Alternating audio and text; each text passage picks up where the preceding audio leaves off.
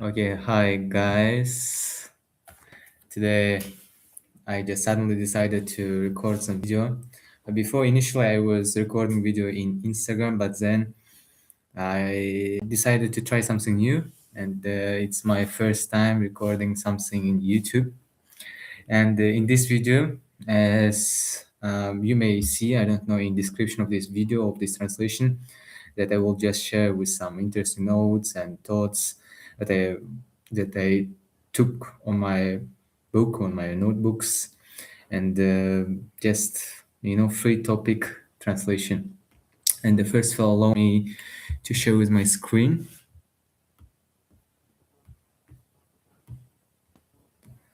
I hope you can see, and let me connect my drawing pencil,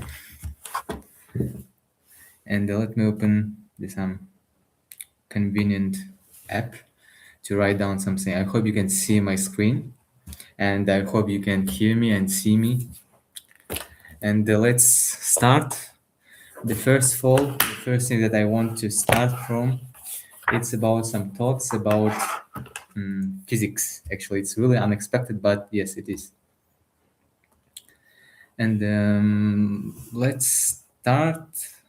Let me increase a little bit.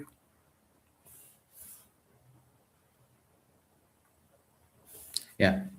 So first of all, we know that the classical mechanics and the mostly not even classical mechanics, even as I know, as I look at that, as I read through, even in quantum mechanics, there is some notion of action, which initially define it as the integral through some paths between 2 points, and there is some function, it's called Lagrangian, that depends on some of the coordinates of the bodies that we consider. For example, we have some system, and inside the systems that we're considering, it might have some points which call the point bodies, and they might have their own generalized coordinates. It's called, why is generalized? It might be not only the Euclidean, the Descartesian system of coordinates, but also some spherical or cylindrical or any kind of parameterization that you choose. And also it's also described by its own the velocity and the speed of these points in the systems that we're considering, and of course the time. We usually like split it from the main part, and then dt. And where gamma, let's say the gamma, it's some how can I say, some interval of time from which might be from t0 from to t1. So we can just simply write down as t0 and the t1, all from the well, others just write down in different way. I will show you now. Dt. Or others just write down it as from some q, or from q1, from the initial, the state of the system, to the some arbitrary point is in this system, and from this L dt. I hope my handwriting is kind of understandable for you. And what was my thought initially? From this definition, from the action, and we can derive the Euler-Lagrangian equation, um, which is how can I say, it's a differential equation, and in of this form, it's called dt of dl dq dot. And this is the equation that defines the system. From if we can solve this equation with the given initial conditions, for example, L or from Q0 and Q dot 0, and some from T0, and we know this, and at the point of T0, and if we know also dt from some arbitrary point. Let's it be T1 and the state of our system at that point. So we can solve this differential equation and put the initial values, and we can have the total description of our system. And I will not show how to derive it. It's just simply we can see the variation of this action,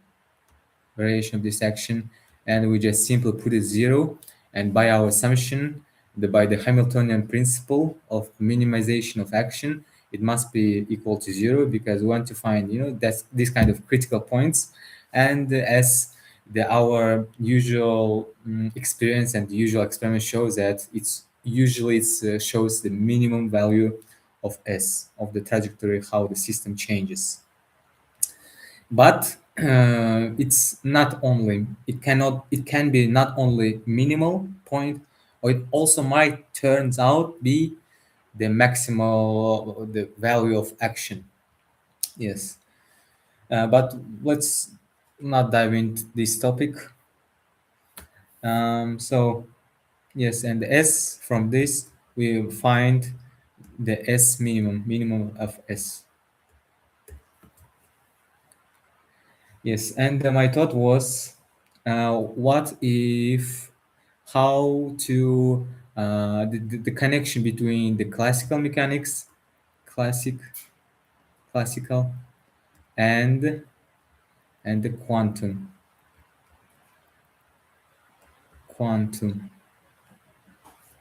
Yeah. And I was thinking, actually, I was not thinking. I was just doing something, and I was just lying, and it came up like, oh, it might be from different point. The condition is that the classical mechanics is described by, let's firstly recall what is the groups,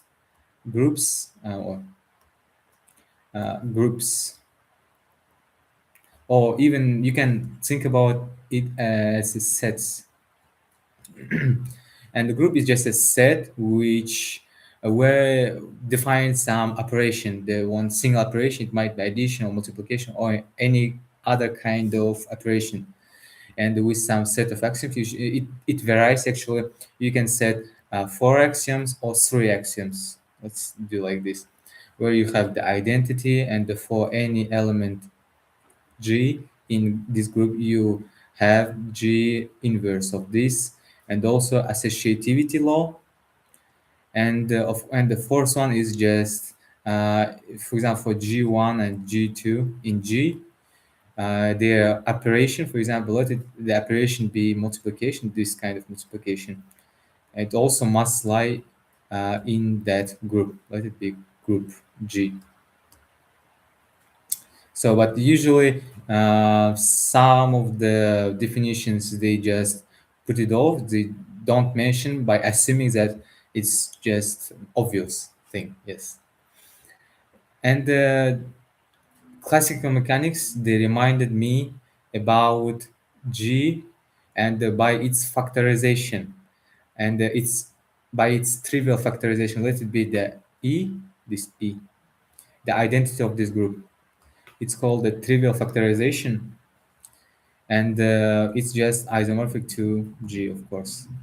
Because what is this factorization is just, every element of this group is also group, and this the set which consists of only this identity, it's called a trivial group and factorization, and it's a subgroup of G. And if we factorize it, by factorize the G by its identity, we'll get the G, because any element of G, or any element of this, can be written as G plus E, or times E. Just it's equal to just G. So it's doesn't matter, we'll factorize it by E, or even don't will not factorize it, so it doesn't matter. So why it's reminded me about classical mechanics is because in classical mechanics, every hour point is defined, well defined. I mean, for example, imagine the system, and for every point you can define its for every neighborhood of this point, you can identify or you can find out its coordinates, its velocity, and some other physical characterization of this point that you assigned in it. So, and it's exactly what is it here, because this factorization, it doesn't change the group structure at all, and also every point, every element of G is also it's also defined as the point, not the. For example, let's consider the example. For example, H is a subgroup of G, which is not trivial, not trivial. So if we will factorize, and let it be the normal subgroup, because we want to that this factorization be the group 2 group here. So it's what it means if you factorize G by H by its own normal subgroup. It just means, with an imagine this is G, or let it draw in another form. Let it be the rectangle, and then we just simply split by different slices. We are slicing the G by its own normal subgroup by H. Let it be this first slice be E times H. It's called identity of this factorized group, and also G1 times H, and so on. We're just slicing our group. And this also might be taught like we are defining some map from G to some another group. Let's it be, I don't know, L, by some map of it might be homomorphism, and the kernel of phi is equal to, let it be H, and it is normal subgroup of G. So L, we can say we can factorize it, and this map might not be surjective. Let it be not subjective. Not subjective. Not subjective. So, but if we'll factorize G by its kernel, it already will be the surjective function. Surjective. Okay, let it be phi is surjective on it. Yes, it's as I know it's called isomorphism theorem. Yes, it just simply shows that if you factorize, it will be isomorphic to the image of phi by on this homomorphism. Yes, as I know correctly, yes, it should be like this. And then yeah, um, yeah, as I said, in classical mechanics, the classical situation, classical, the every point is defined, and every neighborhood is also defined. For example, if you have many points, they are also defined, and every point, and at every point you can define its assign or identify these assigned values, for example, coordinates or those, as I said. But in quantum, you can't just find a point. You can find a point, but you have some psi. It's called function, which this is the how can I say the distribution function. The distribution, yes, just a distribution of that particular system that we're considering, which is the sum or integral, if it's the continuous case, or it might be sum by its eigenvalues, but it doesn't matter. But no, the sum, the integral of psi square is equal to 1. It's like the how it's called, the probability distribution of the elements of this system. Yeah, guys, if who is really good at this kind of thing and who knows more than me and just commented, and sorry for being not really exact in my words. Yes. Yeah, but in this translation, I not really insisting on my exactness. I just want to infer and offer you my ideas. Yes. And in this system, as I said, we cannot define just a point, but we can assign to it its own, how can I say, the probability of that particular point having these coordinates or any other physical value, physical some. For example, it might have a mass or temperature or also coordinates too. Yes, we just with that kind of probability at this point it might be with probability of something something. Yes. Let me find look at my notes. Yeah.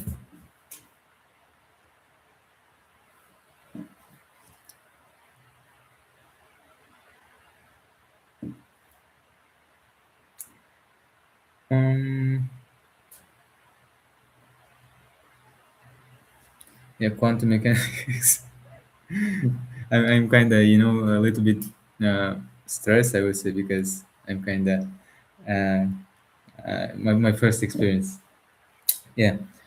It's like I in my notes I write it out like this. For example, let it be we have the integer points.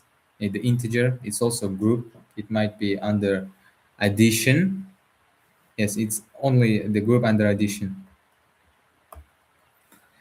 And if you factorize it by the zero, which is the identity of this group, we'll get the z,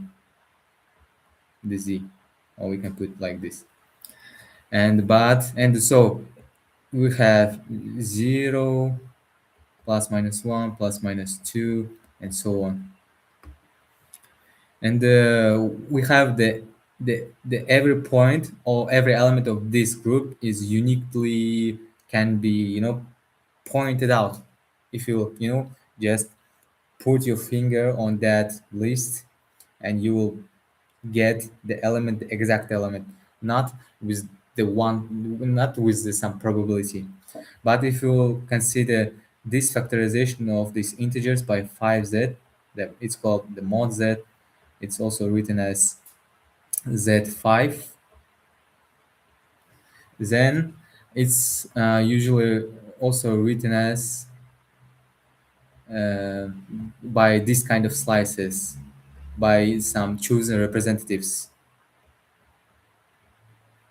It has it says 5 elements, but I would prefer to say not elements but the slices because this factorization can be obtained from the map that every integer goes to z modulo 5 and it goes there's some element of z goes to or 0 or 1 or until 4 by mod 5. For example, if a mod 5 is equal to 0, so every element that modulo 5 equal to 0, it goes to one slice. So we can imagine it like this. We have the z, let it be some box, and we slice it by 5 slices. One, two, three, four. And it is the zero slide is also identity of this factorized group. One, two, three, four. And actually, we can choose a different the representative of these slices. We can write down as 25 or also minus also 4, 2, and also 2 is 37.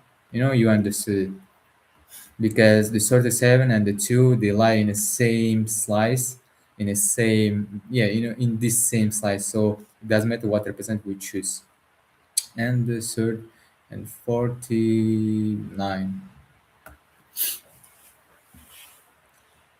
Yeah, but here, you can identify the each exact point. For example, um, if I will, I will just, I'm blind. I'm just putting accidentally, arbitrarily at one of the slices. I can say is that it is the point two, but I can say that the two with the probability of 1 over 5 lies, how is written, lies or lies, I don't know, lies in the in this slice.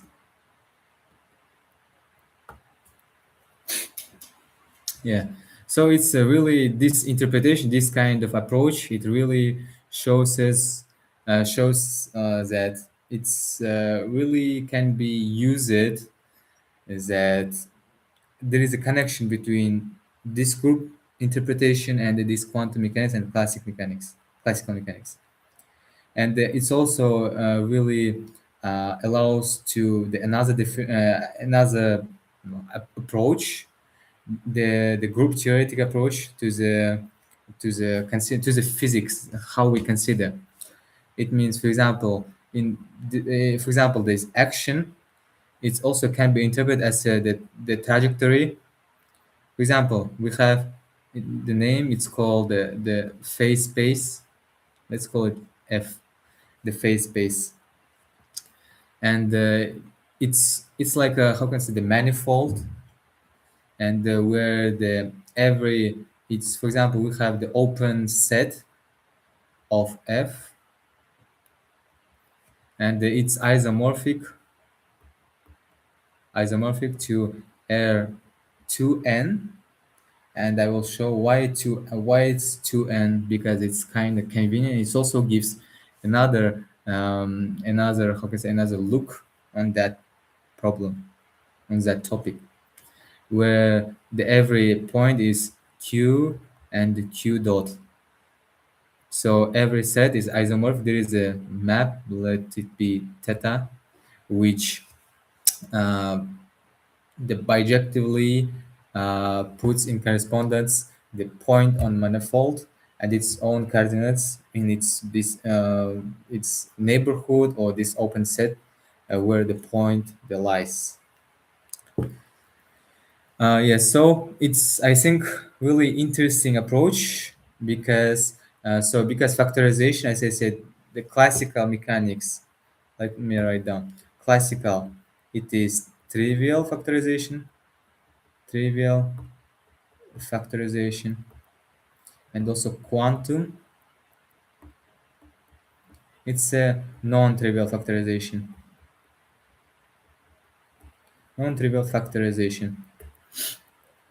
and we can say that we can consider the phase space, and we can say some points, or I would prefer to say, because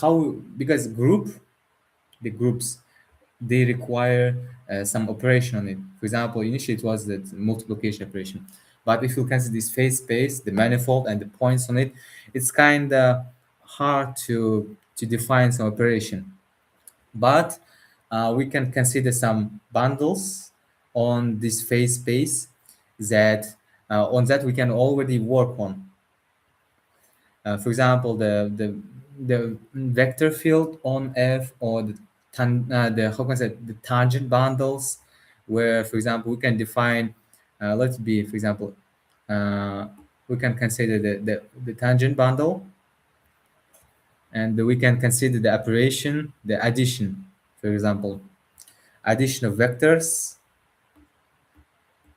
addition vector. If you add two vectors which lie in a tangent plane to this our manifold, to the phase space, and another point and another vector which is tangent to it, and if we will add, we'll we have the trajectory between these 2 points, and we can say this addition, it goes in that way, that this structure goes first of all from this minimal trajectory, and this also lies into this tangent bundle. So we can already define this group on the this manifold on our phase space, and by also by minimal what I said, the minimal trajectory, the trajectory which, for example, if you have some metric on our manifold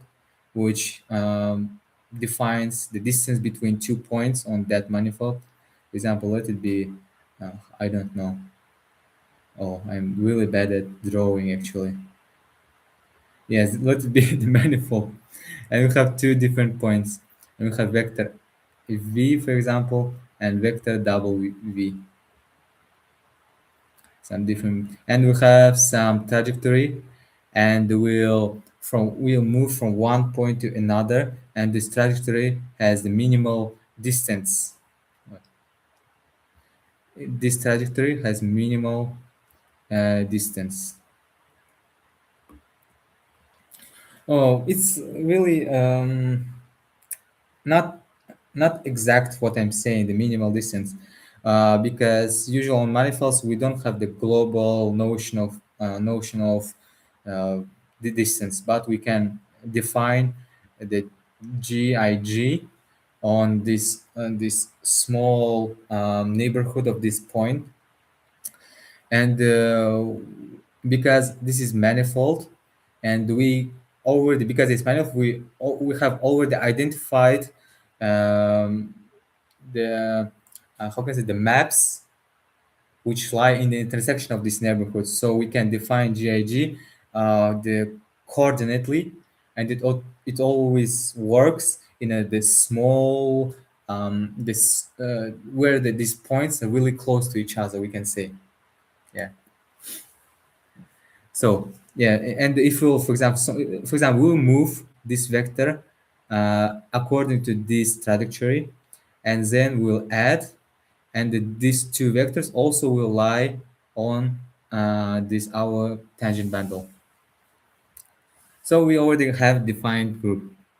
And one word also about this minimal distance, about this trajectory, is also can the equation of that using this metric can be derived from the Euler Lagrange equation. I remember I once did it in a Euclidean. It's the most the simplest case for me is in Euclidean space, where the distance is defined by its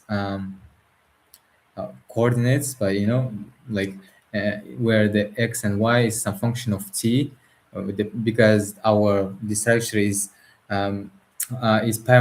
parameterized by this variable t, arbitrary. And also we can just say what I did right. Let me check, guys. No, I say no because it plays the role of L, as I remember. And if we'll solve this equation, because it's air, and it's equal to dt and dl dr point. Let me check. Well, give me 1 minute, because it was a long time ago when I was in Malaysia, so I'm not really sure what I did. Mm,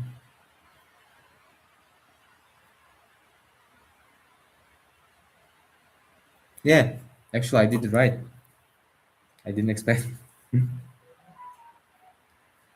Yeah.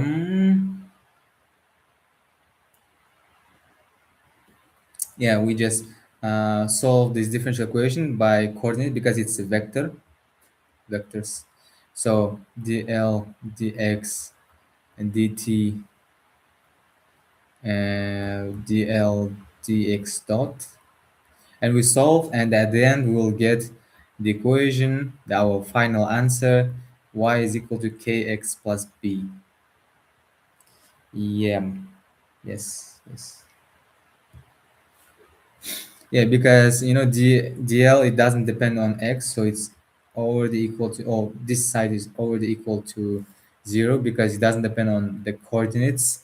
So our dl dr dot is equal to some constant of t, constant, because we'll just integrate and we'll get a constant.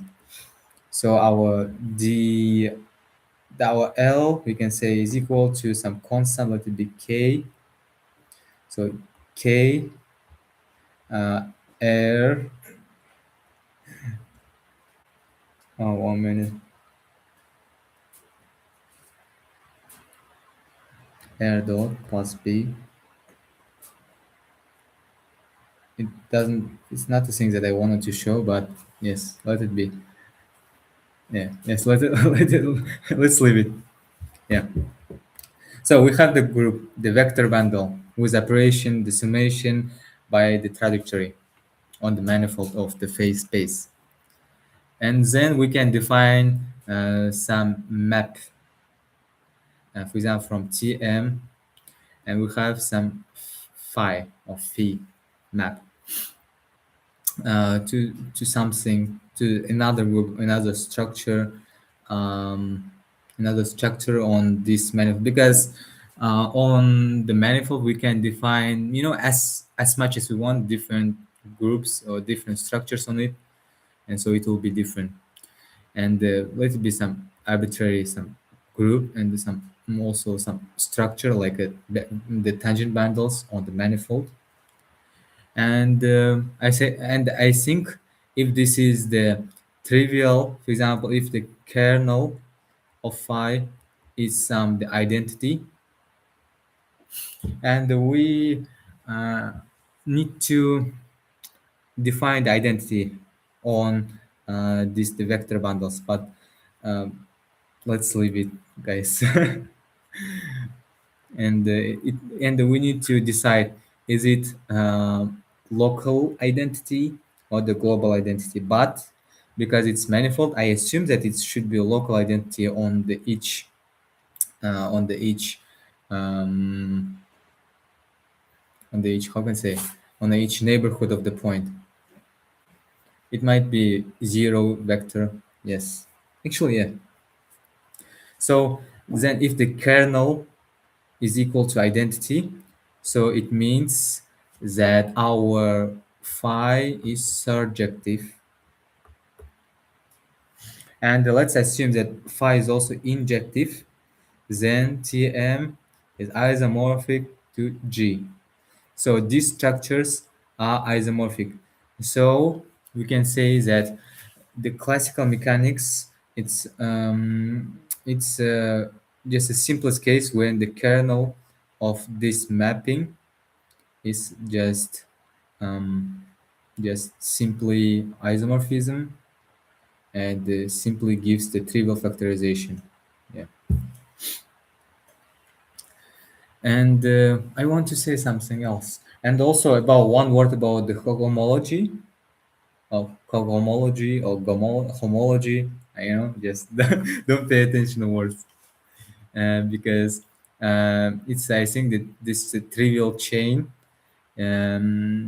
because if you consider not, for example, if you consider, as I know, that the tensor field on this F, oh, I had misspelling, because initially, let it be that M is manifold. Yeah,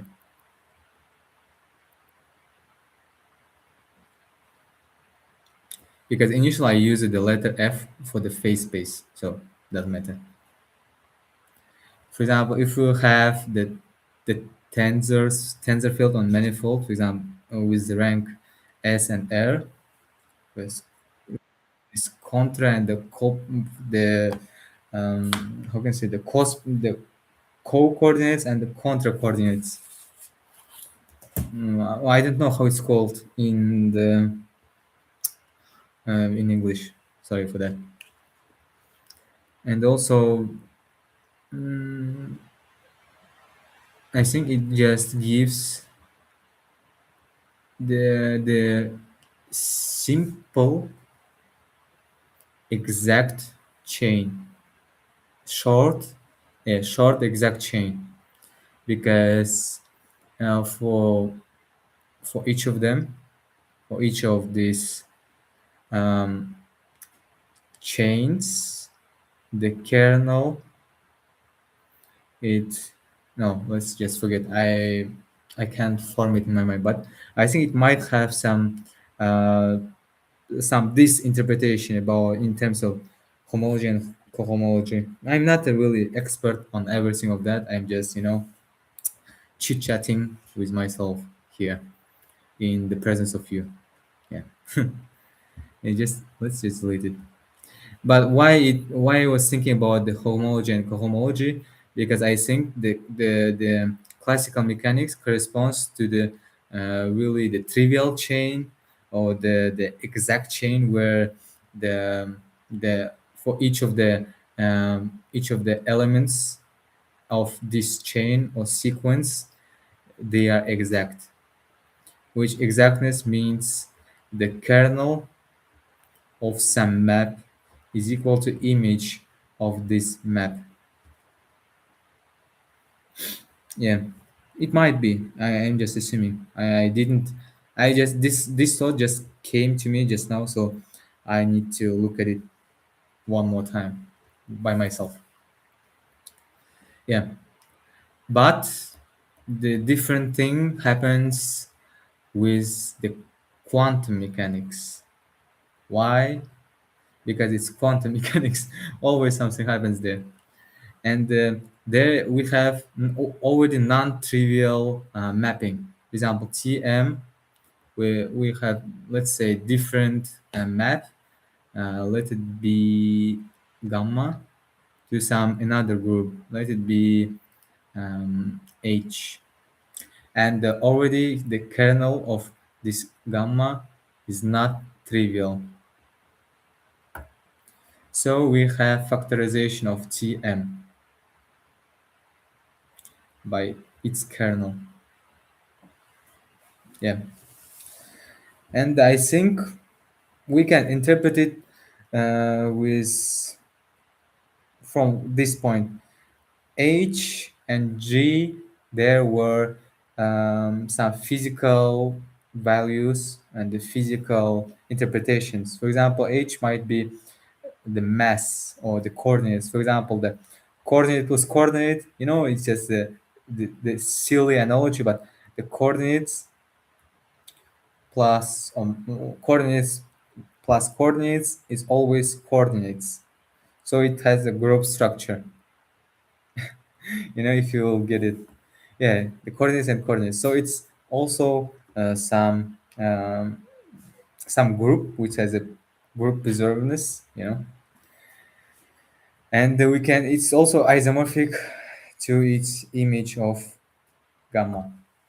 So we already have here uh, some factorization, and as I said, this factorization, I think it might be also interpreted, it might be interpreted in terms of from the probabilistic point of view.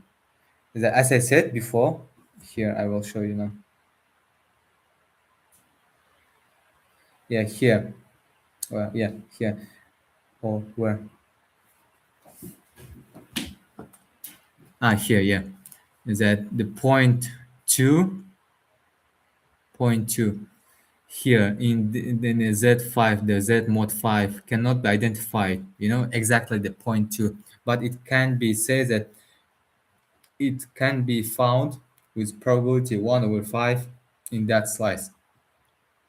Yes, in quantum mechanics, we don't know which for example, some particular coordinate or velocity will appear as that. We don't know will it appear or not, but we have probability that it will appear in that particular um, area. Yes, here and there about the interpretation, the probability interpretation.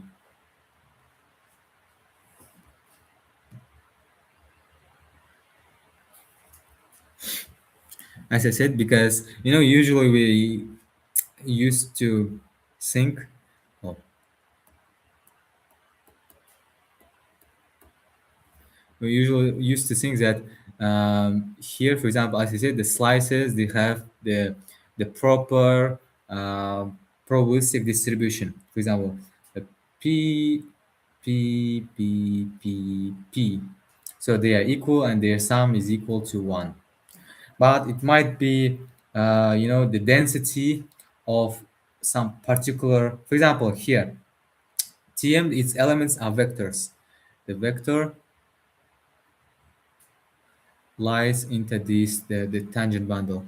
So it might be that most of the, for example, let it be Tm, that most of the vectors lies on this area, it's bigger area, and some of them is smaller, some of them little bit bigger than that, the previous one, or some of them the remaining one, for example, you know, this one, for example, remaining.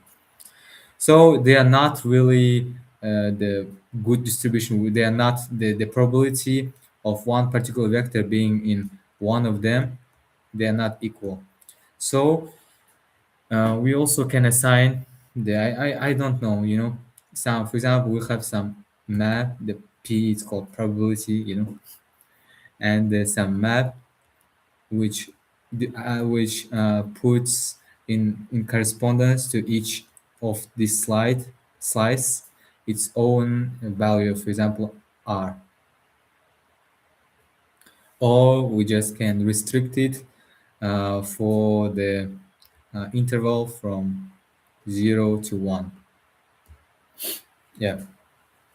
So it's just kind of interesting that we can look at this uh, the physical world in from the perspective, from the glasses of group theory. It's just, yeah, it's full of full of maybe mistakes even, and some not exactness, but it is what it is. Yes, let's continue, and I think soon I will finish. And one thing that I want to say at the end is just, as I said, the phase space manifold such that the point, the open set, or we can say some neighborhood of the point of this phase space is isomorphic to R2n. Yeah, because it puts the p, its coordinates, or the to the point, puts the in the correspondence its own coordinates, its q and the q dot. That's why it's because the numbers is n numbers and the n numbers in total to n. So that's quite easy to understand. But um, one thing that I want to say, that R to n is isomorphic to the complex number plane, to complex the Cn, let's call it ABC, Cn, yes, Cn. And why we are considering this kind of isomorphism? This isomorphism is there is a, how can I say in English, the canonical complex, the complex map, or canonical complex structure. Yes, uh, for such that for each q and the q dot, it puts the one complex number, complex vector, q plus I q dot. And I want to say that why this map is pretty good and pretty physical, I would say, pretty practical, pretty real, because the coordinates and the vectors, for example, they're usually perpendicular to each other, and the I, it's the evidence for that, uh, to a confirmation to our intuition, our knowledge about that q and the q dot, they're perpendicular to each other, and I is also like a rotation, like rotation by 90 degree. So it just simply says that we can see the this kind of vectors. Yeah, simply that's it. Mm, what else? But I think I've read somewhere that it's better to choose not the coordinates and the velocity, but the coordinates and the impulse. The impulse, I think, yes. You know, the mass times velocity. P is equal to mass times velocity. Yeah, this value right here. So it's actual, but I did it with this approach with the coordinates and velocity. And to what thoughts it really kicked me off. You know, as I in the beginning of video, I said that S is defined, this action defined as integral from some paths gamma from the function, the Lagrangian function L dt. Yes. But I would like to say that let it be the S some differential form. So S is differential form. Let it be the L be differential form. It might be differential one form, Q and Q dot, or Q and Q dot, because Q is function of T. Yes, so we can define some paths. It's like an integral paths. Paths integral, yes. And so we can we want to find such a path, such a path that our S will be minimum. Yeah. No. Wait a minute. Yeah. Yes. Yeah. I would like to say that it's just, for example, in the Euclidean case, it's just gamma and some one. It's just a trivial differential form, and so it's every point on, for example, on phase space has the weight one. But here, every point has its own weight defined by L function. This is the Lagrangian function. So let's just forget about it. And yeah, these paths.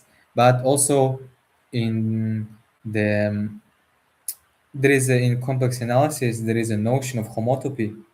For example, we have 2 points and we have given two paths between these 2 points. Let's be gamma 1 and gamma 2. And they are homotopic if we have such a map that takes, for example, because if gamma 1 and gamma 2, for example, they're from one interval to the complex plane, for example. And if you have this mapping, I times I, let it be from 0 to 1,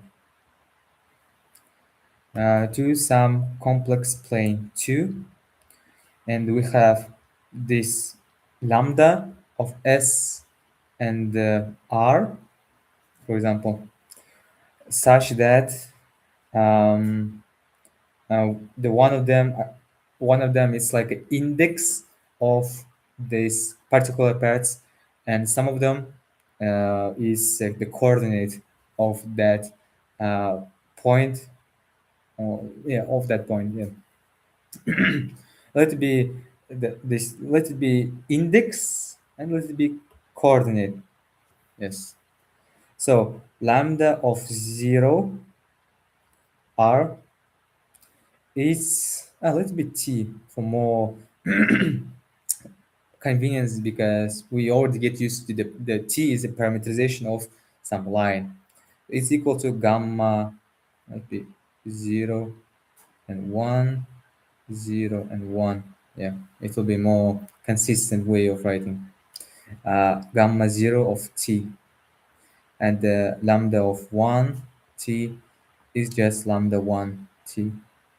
And for some particular, let it be the point A and point B, and some for some S, for some arbitrary line of path between these 2 points. Let be gamma s, and the zero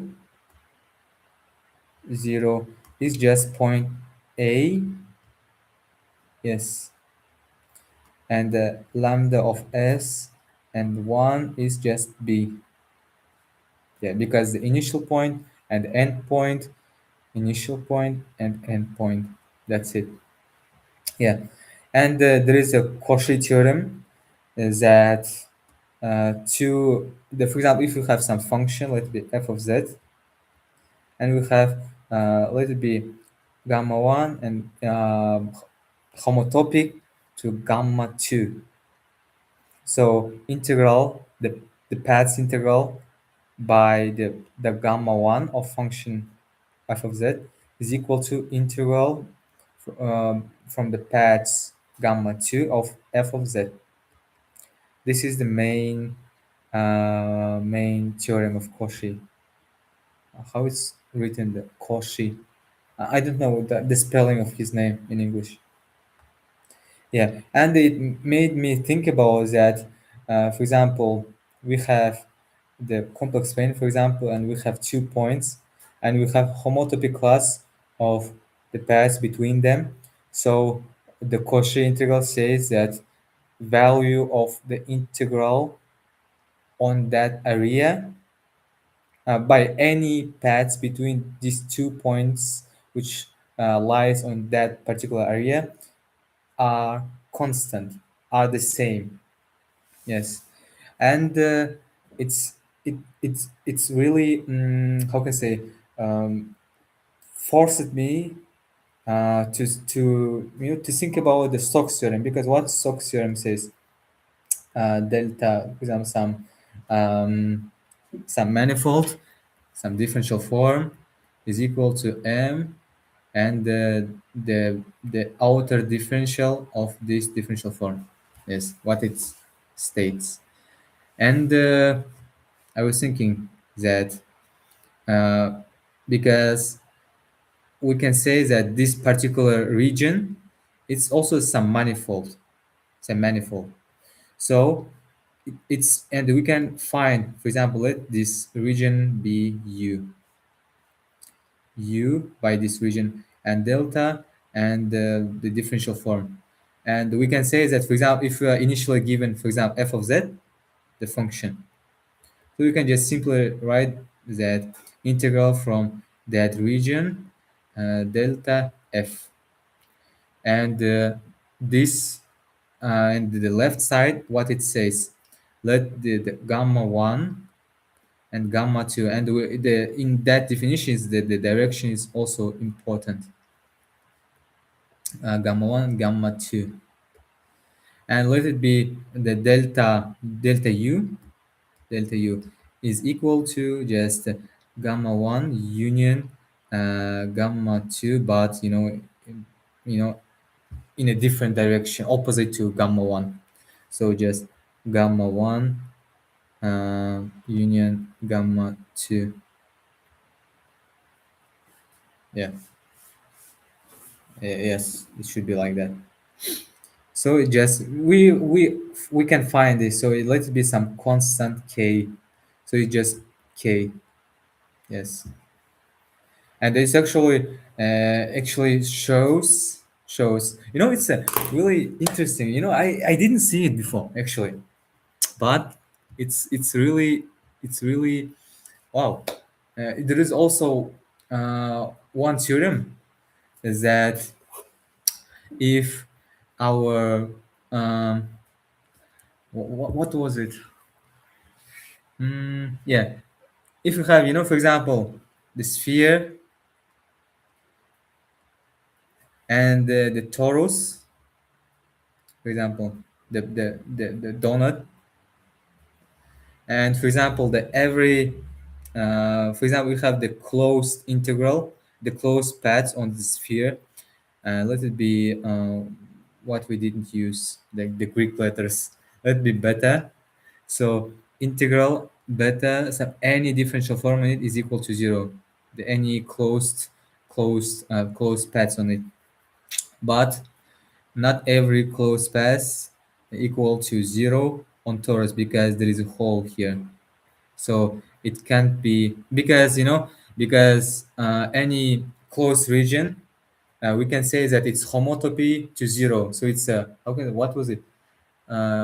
Trivial homotopy. I'm not sure about the name, but uh, the any region, any closed paths that's homotopic to the point, some point. So because integral on point is just zero, so zero is equal to this by this closed walk. Yeah, yes, I just recalled it. So because because because we're considering on a complex plane is simply connected.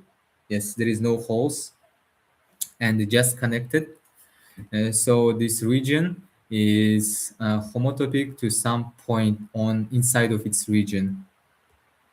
So this integral is equal to zero. So k is equal to zero, and this integral kind of broke down into the two integrals, gamma one and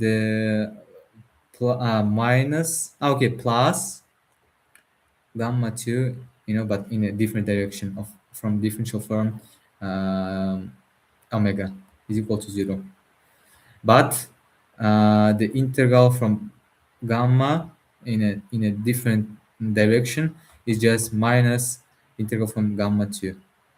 So we simply get that integral from gamma 1 from differential form is equal to integral from gamma 2 differential form. So we got the Cauchy theorem from the Stokes theorem. So congratulations. Yeah, but what I wanted to say. Yeah, if oh yeah, yes. Let me go back to here. Yeah, in if you consider the phase space as manifold, and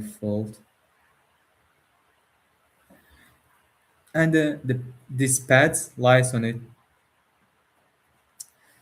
And as I said here, the open set of this manifold isomorphic to R to N, and let and also know that this R to N is isomorphic to Cn, the complex space. So, but in complex space, we know the the Cauchy theorem. We know the Cauchy theorem. So the S has, let's write down, has minimum, not not uh, by not by one trajectory,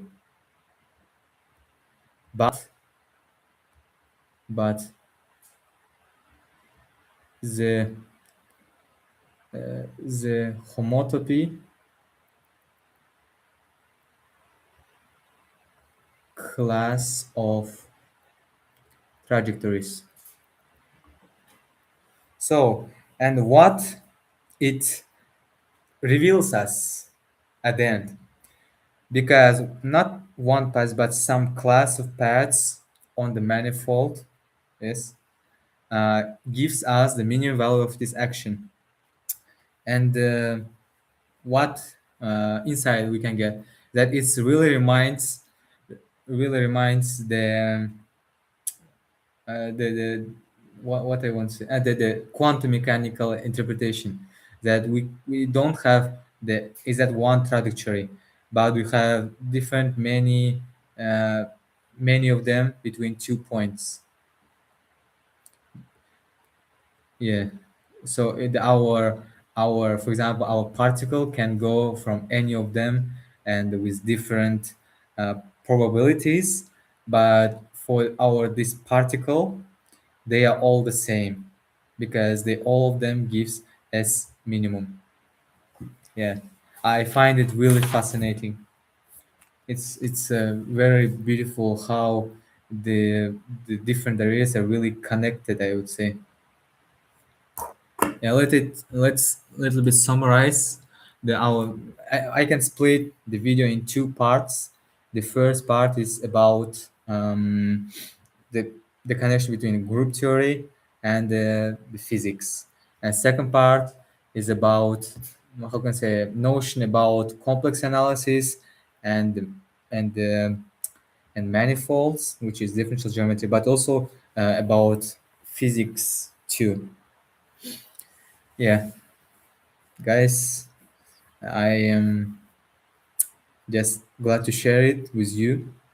It was really interesting for me too to just recall because I keep it, I think, for for 4 or 5 months in my notes. And today I just realized that why not to share with others? Maybe they will find it also interesting as me.